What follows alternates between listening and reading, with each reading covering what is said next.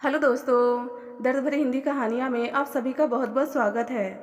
आगे बढ़ने से पहले यदि आपको यह कहानी पसंद आए तो प्लीज़ वीडियो को लाइक करें, शेयर करें और हमारे चैनल को सब्सक्राइब करना ना भूलें। तो चलिए बिना देर के भी कहानी की शुरुआत करते हैं। सुहाना और मोहन ने एक साथ डॉक्टरी की पढ़ाई की थी। दोनों की यही इच्छा थी कि वे अमेरिका जाकर अपना काम शुरू करें और साथ साथ पढ़ाई भी जारी रखें। दोनों के परस्पर विवाह पर भी माता पिता की ओर से कोई रुकावट नहीं हुई थी, इसलिए दोनों विवाह के कुछ समय बाद ही अमेरिका आ गए। अमेरिका का वातावरण उन्हें काफ़ी रास आया। मोहन और सुहाना ने यहाँ आकर 5 वर्ष में काफ़ी तरक्की कर ली थी। अब मोहन ने नौकरी छोड़कर अपना क्लिनिक खोल लिया था, लेकिन सुहाना अभी भी नौकरी कर रही थी। उसका कहना था, नौकरी में बंधे बंधाए घंटे होते हैं, उसके साथ साथ घर पर भी समयानुसार काम और आराम का समय मिलता है।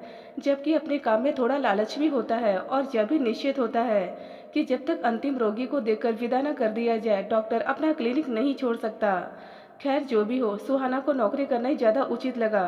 साथ पैसों के पीछे भागना उसे अच्छा नहीं लगता था और न ही वह उसकी ज़रूरत समझती थी। वह अब एक भरा पूरा घर परिवार चाहती थी। भरे पूरे परिवार से उसका मतलब था कि घर में बच्चे हो, हंसी ठिठोली हो। जीवन के एक ही ढर्रे की निरसता से वह उबने लगी थी। पहले पहल जब वे यहाँ आए थे तो दोनों की यही इच्छा थी कि अभी 3-4 वर्ष पढ़ाई पूरी करने के पश्चात अपनी प्रैक्टिस जमा ले और आर्थिक स्थिति मजबूत कर ले, फिर बच्चों का सोचेंगे। अब सुहाना को लगने लगा था कि वह समय आ गया है जब वह एक आध वर्ष छुट्टी लेकर या नौकरी छोड़कर आराम कर सकती है और माँ बनने की अपनी इच्छा पूरी कर सकती है। इसी आशय से एक दिन उसने मोहन से बात भी चलाई थी, लेकिन वह यह कहकर टाल गया था कि नहीं, अभी तो हमें बहुत कुछ करना है। यह बहुत कुछ करना जो था वह सुहाना अच्छी तरह जानती थी। वास्तव में मोहन यहाँ आकर इतना ज़्यादा भौतिकवादी हो गया था कि दिन रात रुपए के पीछे भागता फिरता था। वे केवल दो ही प्राणी थे, रहने को अच्छा बड़ा सा मकान था जो सभी सुख सुविधाओं से सुसज्जित था। दोनों के पास गाड़ियां थी, अपना एक क्लिनिक भी था, लेकिन मोहन पर तो नर्सिंग होम खोलने की धुन सवार थी। नर्सिंग होम खोलने से सुहाना ने कभी इनकार नहीं किया था, लेकिन वह अब थोड़ा आराम भी करना चाहती थी। उसे लगता था कि पिछले कितने वर्ष भाग दौड़ में ही बीत गए हैं, कभी चैन से छुट्टियां बिताने का भी समय दोनों को नहीं मिल पाया। वैसे भी सुहाना अब वास्तव में मातृत्व का सुख भी लेना चाहती थी। प्रायः जब मोहन क्लिनिक से घर लौटने में देर कर देता तो सुहाना अकेली बैठी बैठी यह सब सोचा करती कि कैसे मशीनी जिंदगी जी रहे वे लोग। बाहर से थक कर आओ तो घर का काम करना होता है, अपने लिए तो कोई समय ही नहीं बचता था। रोज ही वह सोचती कि मोहन से बात करेगी, पर हर रोज मोहन किसी न किसी बहाने से बच्चे की बात को टाल जाता। धीरे धीरे सुहाना की शादी को 8 साल बीत गए। पहले पढ़ाई लिखाई के कारण ही उसने विवाह औसत आयु की अपेक्षा देर से किया था। फिर काम और मोहन की बढ़ती महत्वाकांक्षाओं के कारण वह अपनी इच्छा को पूरा नहीं कर पाई थी। लेकिन एक डॉक्टर होने के नाते अब वह जानती थी कि वैसे बच्चे को जन्म देने की दृष्टि से उसकी आयु बढ़ती जा रही है। दूसरी ओर मोहन की ओर से कोई उत्साह भी नहीं दिखाई देता था। अंत में उसने यही तय किया कि वह मोहन से साफ साफ कह देगी कि उसके नर्सिंग होम और दूसरी इच्छाओं की खातिर वह अपने अरमानों का गला नहीं घोटेगी। वह अब और अधिक प्रतीक्षा नहीं करेगी। मोहन जब रात को लौटा तो सुहाना टीवी के सामने बैठी उसकी प्रतीक्षा कर रही थी। मोहन ने जब आराम से खाना वगैरह खा लिया तो सुहाना ने धीरे धीरे बात आरंभ की, लेकिन मोहन ने उत्साह दिखाना तो दूर, उसे फटकार दिया। यह क्या बेवकूफ़ी भरी हरकत है। अभी मेरे पास समय नहीं है इन सब बातों के लिए। अभी मुझे बहुत आगे बढ़ना है, सफलता प्राप्त करनी है। अपने इलाके में एक शानदार नर्सिंग होम खोलना है जिसमें तुम्हारी सहायता की आवश्यकता भी होगी। अभी कम से कम 3 साल तक इस विषय में सोचना भी असंभव है। सुहाना की अवस्था एक चोट खाई हुई नागिन जैसी हो गई। वह चिल्लाकर बोली, भाड़ में जाए तुम्हारी सफलता, तुम्हारा पैसा और भाड़ में जाए नर्सिंग होम। मुझे नहीं चाहिए यह सब। कुछ बात बिगड़ते देखकर मोहन ने बड़ी चतुराई से स्थिति को संभालने की कोशिश की। सुहाना को पुचकार कर समझाने लगा और अपनी ओर से पूरा प्रयत्न करके उसे शांत किया। इस झगड़े के लगभग 4 महीने पश्चात एक दिन सुहाना को लगा कि वह गर्भवती है। इस बात से वह बहुत प्रसन्न थी। डॉक्टर से जांच करवाने के पश्चात ही वह मोहन को यह समाचार देना चाहती थी। वह एक दोपहर अपने अस्पताल के डॉक्टर के पास जांच करवाने गई। जांच रिपोर्ट ने यही बताया कि अब वह माँ बनने वाली है। शाम को जब सुहाना घर आई तो वह अपने को रोक नहीं पा रही थी। उसने 2 बार रिसीवर उठाया कि मोहन को बताए, लेकिन फिर यह सोचकर रुक गई कि यदि वह फोन पर बता देगी तो मोहन के चेहरे पर आने वाली खुशी और आनंद के भाव को कैसे देख सकेगी। रात को जब मोहन घर आया तो सुहाना ने उसे बड़े उत्साह से यह खुशखबरी सुनाई। मोहन तो सुनकर भौचक्का रह गया। वह गुस्से से बोला, तुम्हें ऐसा करने को किसने कहा था? मेरी सारी योजनाओं को तुमने मिट्टी में मिला दिया। कोई ज़रूरत नहीं अभी इसकी। कल जाकर गर्भपात करवा लो, मैं डॉक्टर से समय ले लूँगा। इतना सुनते सुहाना चीखकर बोली, मैं इस बच्चे को जन्म दूंगी।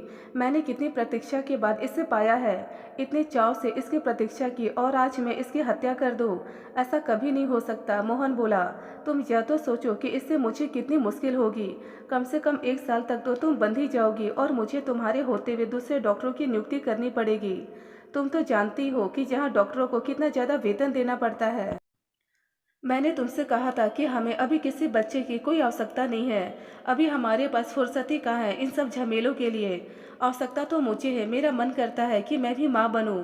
मेरी भी इच्छा होती है कि एक नन्हा मुन्ना बच्चा मेरे इस सूने नीरस से घर और जीवन को अपनी मीठी आवाज़ और किलकारियों से भर दे। सुहाना बोली, तो तुम नहीं जाओगी डॉक्टर के पास? मोहन ने क्रोध में भरकर पूछा। हरगिज नहीं, सुहाना फिर चीखी। तो फिर कान खोलकर सुन लो। अगर तुम इस बच्चे को रखना चाहती हो तो मुझे खोना होगा। इतना कहकर मोहन घर का द्वार बंद कर बाहर चला गया। कुछ क्षणों में ही मोहन की कार के स्टार्ट होने की आवाज़ आई। सुहाना टूटकर पलंग पर गिर पड़ी और फूट फूट कर रोने लगी। सोचने लगी कि क्या करे क्या ना करे। उसे लगता कि 2 नन्ही नन्ही बाहें उसकी ओर बढ़ रही है। उसे लगा कोई नन्हा शिशु उसकी गोद में आने को मचल रहा है। ना जाने कब सुहाना रोते रोते कल्पना के जाल बुनती बुनती सो गई। सवेरा हुआ तो वह उठी, रोज की भांति तैयार हुई और अपने अस्पताल की ओर चल पड़ी। दिन भर सोचती रही कि शायद मोहन का फ़ोन आ जाएगा या वह स्वयं आकर उसे मना लेगा, लेकिन कोई फ़ोन नहीं आया। सुहाना भारी मन से घर लौटी। देर तक टीवी देखने के बहाने मोहन का इंतजार करती रही, लेकिन मोहन घर ही नहीं आया। अगले दिन सवेरे मोहन आया और कुछ जरूरी सामान उठाकर बोला, अगर तुमने अपना फैसला नहीं बदला तो मेरी भी एक बात सुन लो। मैं भी अब इस घर में कभी कदम नहीं रखूंगा। मैंने वहीं एक फ्लैट ले लिया और वहीं रहकर अपना क्लिनिक संभालूंगा। बाद में नर्सिंग होम का काम भी मैं खुद ही संभाल लूंगा। तुम्हारा और मेरा अब कोई संबंध नहीं है। मोहन के जाते सुहाना का निश्चय और भी पक्का हो गया। धीरे धीरे मन को समझा बुझाकर उसने भी कामकाज में स्वयं को व्यस्त कर लिया। अगर कभी मोहन का ख्याल आया भी तो उसने अपने आप को किसी न किसी बहाने से बहलाने की ही कोशिश की और स्वयं को किसी भी क्षण दुर्बल नहीं होने दिया। कभी कभार दोनों की मुलाकात हो भी जाती तो दोनों चुपचाप एक दूसरे से किनारा कर लेते। समय गुजरता गया। सुहाना ने एक सुंदर स्वस्थ बेटे को जन्म दिया। वह शिशु को पाकर बहुत प्रसन्न थी। मोहन के पास भी उसने सूचना भिजवाई, लेकिन वह अपनी संतान को देखने भी नहीं आया। मोहन अब दिन ब दिन अधिक व्यस्त होता जा रहा था। उसके नर्सिंग होम की ख्याति फैल रही थी। एक दिन अचानक मोहन को अपने नर्सिंग होम से फ़ोन आया।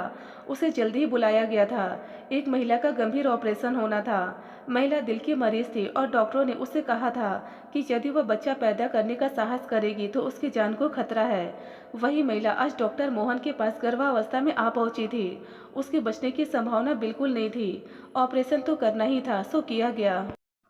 लेकिन मोहन जच्चा बच्चा को न बचा सका। बड़ी दुखद दृश्य था। उस महिला का पति फूट फूट कर बच्चों की तरह रो रहा था। थोड़ी देर तक जी भरकर रो लेने के पश्चात जब उसका आवेग थोड़ा सा कम हुआ तो मोहन ने एक ही प्रश्न पूछा, यदि तुम्हारी पत्नी गंभीर हालत में थी तो तुमने उसे डॉक्टर के मना करने पर भी ऐसा करने से रोका क्यों नहीं? उस व्यक्ति ने भीगी आंखों से उत्तर दिया, मेरी पत्नी जानती थी कि मुझे बच्चों से बहुत लगाव है। मैं आसपास के बच्चों को ही प्यार करके अपना जी बहला लेता था।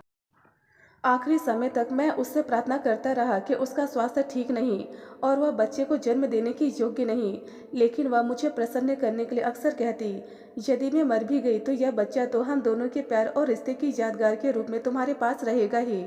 मुझे इसी से बेहद खुशी मिलेगी। अंत में जिस बात के लिए उसने इतना बड़ा बलिदान दिया वह भी पूरी न हुई। न वह रही न बच्चा। मैं उसे मना करता रहा, लेकिन उसने मेरी एक न सुनी और वह व्यक्ति फिर रोने लगा। मोहन भारी मन से घर आया। सहसा उसे अपनी सुहाना की बहुत याद आने लगी। उसने साहस बटोरकर घर के बाहर खड़ी गाड़ी स्टार्ट की और सुहाना के घर के सामने जा पहुंचा। मोहन ने दरवाजे पर लगी घंटी बजाई।